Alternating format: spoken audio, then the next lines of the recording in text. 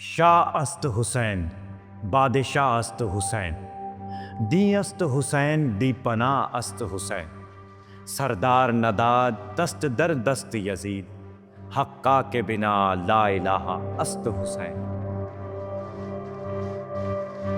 تاریخ کا سب سے اہم اور دل خراش واقعہ کربلا 680 عیسوی 61 ہجری ہے، جہاں حضرت امام حسین، حضرت علی اور حضرت فاطمہ کے بیٹے نواسہ رسول صلی اللہ علیہ وآلہ وسلم نے یزید کی خلافت کو قبول نہ کرتے ہوئے ظلم کے خلاف قیام کیا اور اپنے 72 ساتھیوں سمیت شہید ہو گئے۔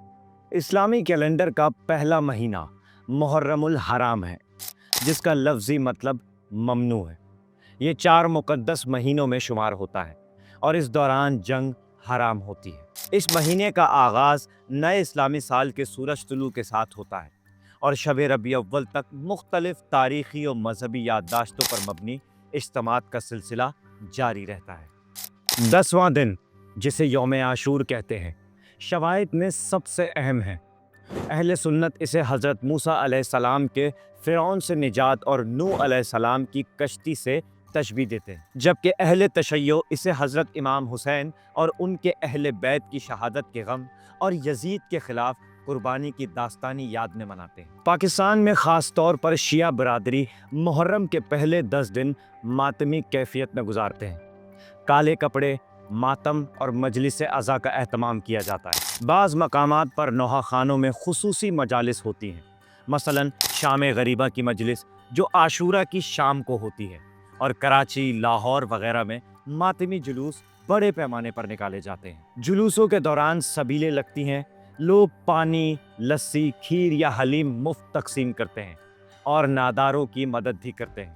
سیکیورٹی کے لحاظ سے پولیس اور انتظامیہ راستے بند کر کے حفاظت کرتی ہے۔ اہل سنت اسلام میں محرم کے پہلے 10 دن خصوصی نفل روزے رکھتے ہیں، عام طور پر 9 اور 10 یا پھر 10 یا 11 محرم۔ اس کے علاوہ وہ عبادات کرتے ہیں، قرآنی تلاوت کرتے ہیں اور صدقہ بھی دیتے ہیں۔ اس کے ساتھ ساتھ اسی موقع پر خوشی کا پہلو بھی یاد رکھتے ہیں، لہٰذا شادی، بیاہ اور دیگر تقریبات، کچھ رسموں کو بھی جاری رکھا جاتا ہے، مگر عمومی سماجی رویہ احترام پر مشتمل ہوتا ہے۔ بہت سے لوگ اس سے اختلاف بھی کرتے ہیں، وہ ان کا اختلاف رائے ہے۔ ہندوستان میں خصوصاً شیعہ برادری محرم کے دوران اصیل تاریخ اور ثقافت کے ساتھ شملہ جلوس نکالتی ہے، جیسے بنی ہاشم کا علم، تعزیہ اور چپ تعزیہ۔ یہ جلوس لاکھوں عزاداروں کے ساتھ نکلتے ہیں، ماتم، زنجیر زنی اور تلواروں سے نشانیاں لگتی ہیں۔ اس کے ساتھ ساتھ مرثیہ، نوحے اور اجتماعی دعائیں اور روایتی مجلس عزا بھی ہوتی ہے۔ کچھ علاقوں میں پیرلا پینڈوگا نامی میلہ بھی ہوتا ہے، جہاں سنی اور ہندو برادری بھی شرکت کرتی ہے، خاص طور پر تلنگانہ اور آندھرا کے کچھ دیہاتوں میں۔ پاکستان میں محرم کا انداز میراث ایرانی اور عثمانی دور سے ملتا جلتا ہے، اور ترقی پذیر برادری تلخ نوحوں، ماتم و مجلس کے پاسے کیا کرتی ہے۔ ہندوستان میں گندا یا مونی تہذیب کی جھلکیں نظر آتی ہیں، جہاں شیعہ ہندو اکٹھے جلوسوں میں شرکت کرتے ہیں۔ عرب اور ایران کے ممالک میں بھی شیعہ اور سنی افراد ماتم میں حصہ لیتے ہیں، مگر وہاں عام طور پر سنی جانب سے بہت محدود انداز ہے، مثلاً روزے رکھنا مگر جلوس یا زنجیر لگانا نہیں۔